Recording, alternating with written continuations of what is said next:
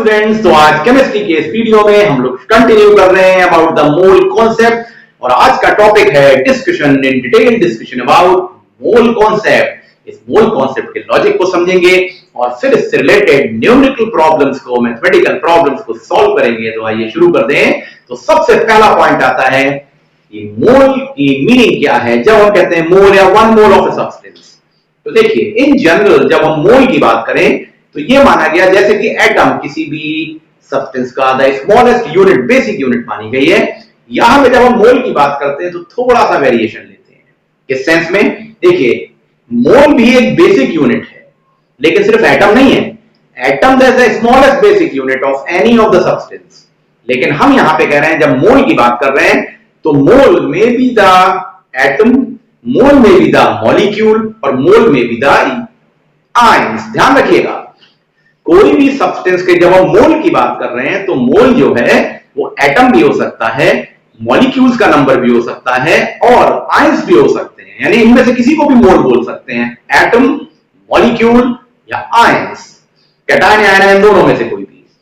तो जब हम कह रहे हैं mole is the basic unit, then we are talking for any of the basic unit, may be the atom, molecule और आयन। तो मोल एक किसी सब्सटेंस की वो बेसिक यूनिट है जो कि एटम भी हो सकती है, मॉलिक्यूल भी हो सकती है या आयन भी हो सकती है। कितना? वो अमाउंट ऑफ सब्सटेंस, यानी उतने नंबर ऑफ एटम या अमाउंट, चाहे वो वजन के रिलेशन में हो, आप देखिए ध्यान से समझिएगा, चाहे वो वेट के रिलेशन में हो, चाहे नंबर के रिलेशन में हो, चाहे वॉल्यूम के रिलेशन में हो। ये तीन सिचुएशंस हैं, weight, volume and number of atom, molecule और आयन, जिसको हम मोल बोल रहे हैं।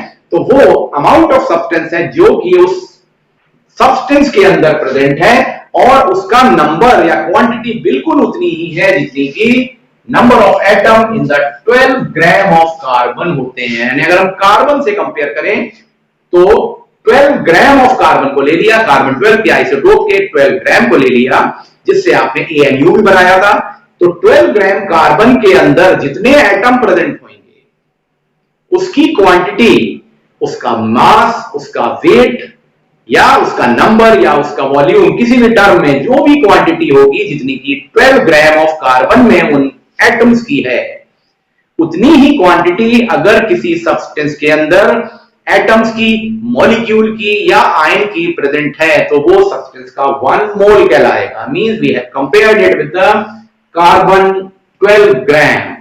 इस बात को ध्यान रखेंगे। तो ये तो एक डेफिनेशन ऑफ मोल बन गई। अब हम बात करेंगे एग्जैक्टली मोल का मतलब क्या हुआ। तो जैसा मैंने बोला, मोल को एक्सप्लेन करने के लिए तीन रिलेशंस, तीन सब चीजों को देखा जाता है। तो मैंने बोला 1 मोल का मतलब क्या है। 1 मोल मींस किसी सब्सटेंस का 1 मोल, उसमें तीन बातें कंसीडर की जाएंगी। क्या? पहली चीज द मास, जिसे हम कहते हैं ग्राम एटॉमिक मास या ग्राम मॉलिक्यूलर मास। देखिए, एटम या मॉलिक्यूल दोनों में आ गई situation.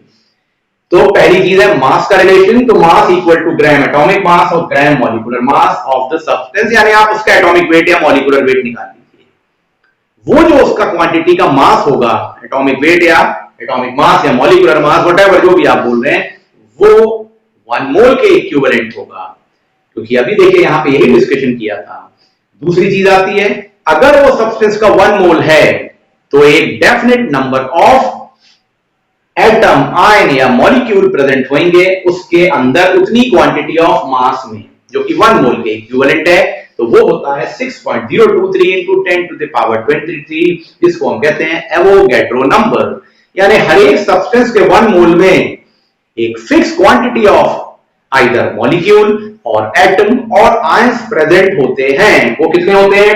6.023 into 10 to the power 23। इसे हम एवोगैड्रो नंबर कहते हैं। और अगर वो 1 मोल ऑफ सब्सटेंस का एक सर्टेन मास है, उसके अंदर इतने 6.023 into 10 to the power 23 quantity present है आइदर एटम, मॉलिक्यूल और आयन की, तो उस सब्सटेंस का एक मोलर वॉल्यूम होगा, एक डेफिनेट वॉल्यूम होगा जो होता है 22.4 लीटर एट एसटीपी। तो यानी कि हमारे सामने तीन सिचुएशंस आ गई। जब भी हम 1 मोल के बारे में बात करेंगे तो तीन चीजों के विषय में सोचेंगे। उसका एटॉमिक और मॉलिक्यूलर वेट कितना है वो कैलकुलेट कर लेंगे, और अगर हमें वो वेट पता लग गया है तो उसके रिलेशन में हमें क्लियर है अब तो दो चीजें कि एक डेफिनेट नंबर ऑफ मॉलिक्यूल होंगे जो कि 6.023 into 10 to the power 23 होंगे, जिसको एवोगाड्रो नंबर कहते हैं। ये मॉलिक्यूल भी हो सकते हैं, एटम भी हो सकते हैं, आयन भी हो सकते हैं, और उसका एक डेफिनेट वॉल्यूम होगा एसटीपी पे, जिसे हम मोलर वॉल्यूम कहते हैं 22.4 लीटर।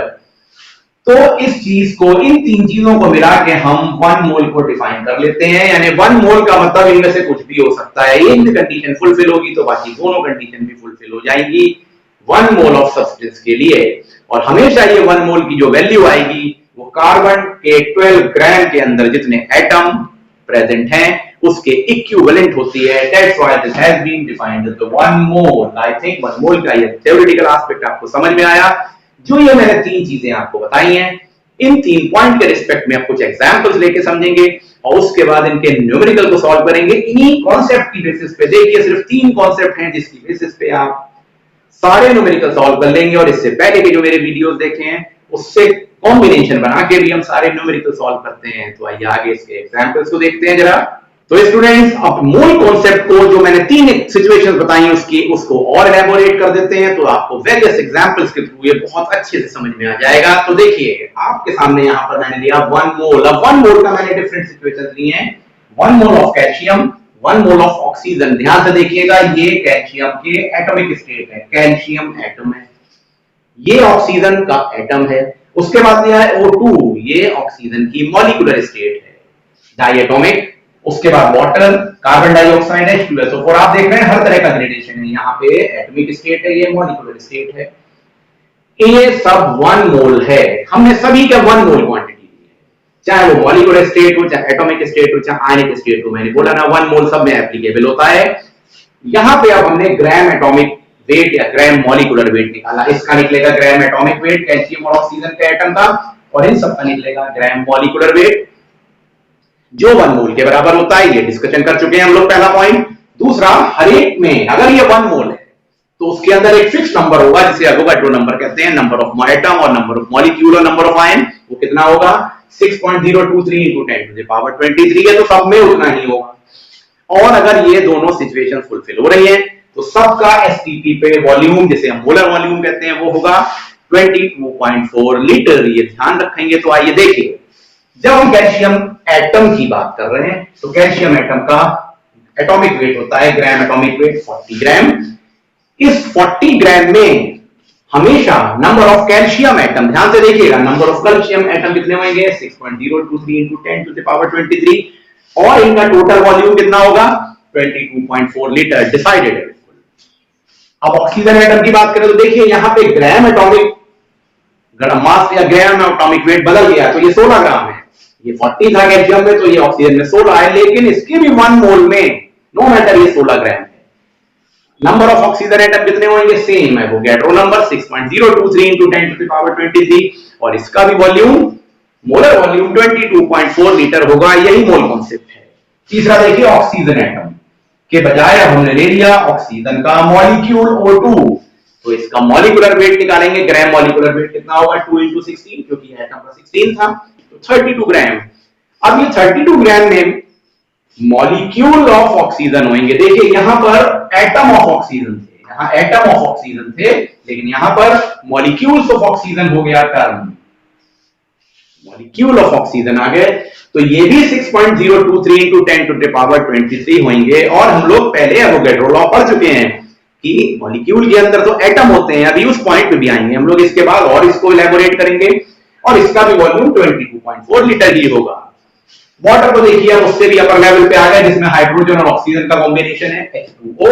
तो इसका आपने ग्राम मॉलिक्यूलर वेट निकाला 18 ग्राम, आप निकालना जानते हैं।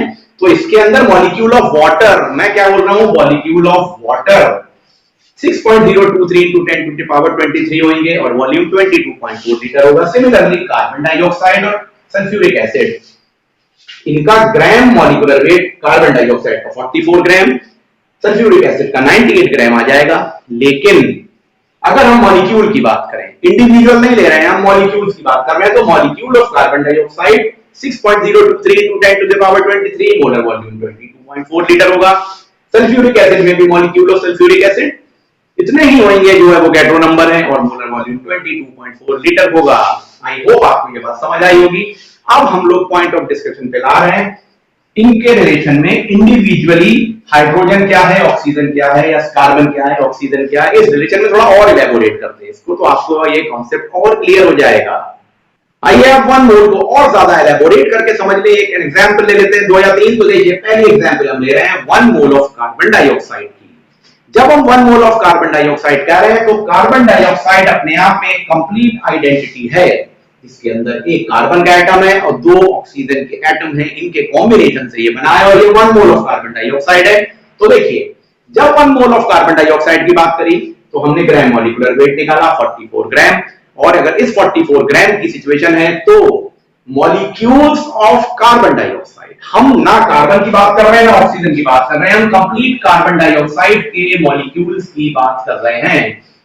तो इसके अंदर कितने मॉलिक्यूल होंगे? 6.023 into 10 to the power 23, जिसे एवोगैड्रो नंबर कहते हैं, और इसका मोलर वॉल्यूम 22.4 लीटर होगा। अब इसका क्लासिफिकेशन करेंगे तो देखिए, इसको हम डिवाइड कर सकते हैं 2 पार्ट में। जैसा मैंने बोला, कार्बन एटम है, ये एटॉमिक स्टेट में है, और ये ऑक्सीजन है, 2 एटम है। ऑक्सीजन क्या है? मॉलिक्यूल है ये ऑक्सीजन का। तो कार्बन और ऑक्सीजन ये दोनों हमने अलग अलग कर दिए।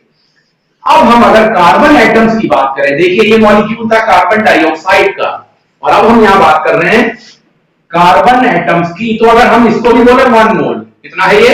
1 मोल ऑफ दिस कार्बन में, यानी इसके अंदर कितने कार्बन एटम्स होंगे?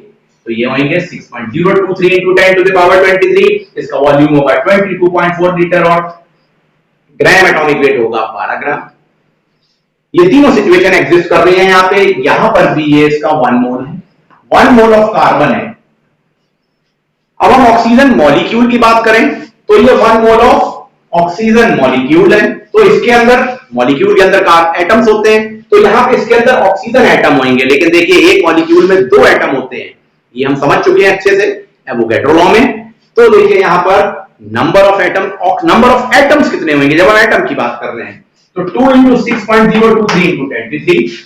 लेकिन अगर हम मॉलिक्यूल कहते हैं ऑक्सीजन के कितने होंगे तो सिर्फ होते हैं 6.023 into 10 to the power 23। लेकिन जब हम कह रहे हैं नंबर ऑफ ऑक्सीजन एटम कितने होंगे तो O2 है ना, तो इसको डबल कर दिया, 2 into 6.023 into 10 to the power 23। Naturally इसका वॉल्यूम कितना हो जाएगा? मोलर वॉल्यूम एटम्स की टर्म्स में। तो ऑक्सीजन एटम में 2 into 22.4 लीटर होगा, और मास क्या होगा? 2 into 16 यानी कि 32 ग्राम। इस तरह से देखिए, आपने यहां पर टोटल ये सिस्टम को निकाल लिया।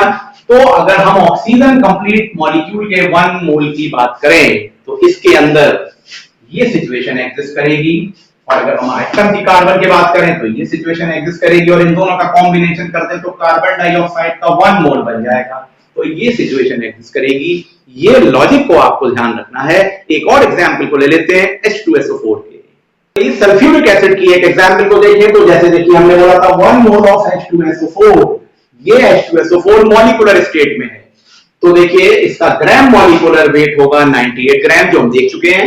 इसमें नंबर ऑफ H2SO4 मॉलिक्यूल, ध्यान से सुनिएगा, number of molecule of H2SO4 6.023 into 10 to the power 23 होंगे, और इसका मोलर वॉल्यूम 22.4 लीटर होगा। ये H2SO4 के मॉलिक्यूल्स का है, लेकिन इसके अंदर 3 पार्ट्स होते हैं, हाइड्रोजन एटम, सल्फर एटम और ऑक्सीजन एटम। तो देखिए यहां पर 2 एटम्स हैं हाइड्रोजन के, 1 एटम है सल्फर का, तो 4 एटम है ऑक्सीजन के। अब हम एटॉमिक लेवल पे बात कर रहे हैं। तो अगर हम इसका एटॉमिक वेट निकालें, ग्राम एटॉमिक वेट, तो हाइड्रोजन का 2 ग्राम आएगा, सल्फर का 32 ग्राम आएगा, और ऑक्सीजन का 4 into 16 यानी 64 ग्राम आएगा। बिल्कुल क्लियर है, ये एटॉमिक लेवल की बात हुई। तो 1 मोल के रिस्पेक्ट में हम देखें तो number of atom of hydrogen कितने होंगे? 2 into 6.023 into 10 to the power 23। Molar volume कितना होगा? 2 into 22.4 लीटर। एटम के लेवल पे, ये मॉलिक्यूल के लेवल पे फिर बिल्कुल क्लियर कर दो। सल्फर की बात करें तो देखिए, सल्फर के एटम्स की बात कर रहे हैं तो वही 6.023 into 10 to the power 23, और वॉल्यूम 22.4 लीटर होगा। और अगर हम ऑक्सीजन की बात करें तो यहाँ पे तो 4 हो गए ना, तो 4 से 16 का मल्टीप्लाई होकर 64 आया है। तो ऑक्सीजन एटम्स कितने होंगे? 4 into 6.023 into 10 to the power 23, और मोलर वॉल्यूम कितना होगा? 4 into 22.4 लीटर। आई होप इस तरह से आपको ये बात समझ में आ गई होगी। अभी जब इससे रिलेटेड प्रॉब्लम्स को सॉल्व करेंगे तो ये चीज और क्लियर हो जाएगी, और बहुत ही सिंपल है, एक सिंपल सा लॉजिक लगाना है इस पे। अब 3 और फॉर्मूले देख लें, जिससे आपको थोड़ा सा और लॉजिक क्लियर हो जाएगा। अब यहाँ पे कुछ फॉर्मूले और देख लें जिनकी भी हमको जरूरत पड़ेगी कैलकुलेशन में। ये लॉजिकल फॉर्मूले हैं। तो देखिए पहला है ग्राम एटम्स। अगर आपको नंबर ऑफ ग्राम एटम्स निकालने हैं मास के रिस्पेक्ट में तो हमने mass in gram of an element upon relative atomic mass कर दिया। यानी मास इन ग्राम ऑफ एलिमेंट को अगर डिवाइड कर दे रहे एटॉमिक मास से तो हमें नंबर ऑफ ग्राम एटम्स आ जाएंगे। अगर आपको ग्राम मॉलिक्यूल्स निकालने हैं तो वही काम करेंगे, mass in gram of the substance upon relative molecular mass कर देंगे। और तीसरा आता है मोलर वॉल्यूम निकालना है, यानी कि ग्राम मॉलिक्यूलर वॉल्यूम निकालना है। तो क्या करेंगे, gram molecular weight upon weight per litre of the gas at STP. अब देखिए ये हर मॉलिक्यूल में हर सब्सटेंस में अलग अलग होगा, लेकिन हमारा आंसर हमेशा एक ही आएगा। कितना? 22.4 लीटर। ये हमेशा इतना ही आएगा। सिमिलरली अगर आप ग्राम एटम्स या ग्राम मॉलिक्यूल निकालें, जैसे नंबर ऑफ एटम्स या मॉलिक्यूल या आयन जिसे एवोगैड्रो नंबर कहते हैं, वो भी हमेशा 6.023 into 10 to the power 23 आता है। ये दोनों अलग अलग होंगे, इनके सिचुएशन में यहां हर सब्सटेंस के लिए अलग अलग होंगे, लेकिन नंबर तो वही आएगा। तो आप देखेंगे ये एक रिलेशनशिप बन जाता है जिसके थ्रू आप प्रॉब्लम्स को सॉल्व कर सकते हैं। इन दिस वे स्टूडेंट्स, हम लोगों ने इस वीडियो में पूरा डिटेल डिस्कशन किया कि मोल का कॉन्सेप्ट क्या है, वन मोल का मीनिंग क्या है और उसकी न्यूमेरिकल अप्रोच क्या है। अगले वीडियो से आपको डिटेल में इसके बहुत सारे आपकी किताब के सारे न्यूमेरिकल का डिस्कशन यहां पर मिलेगा। Thank you.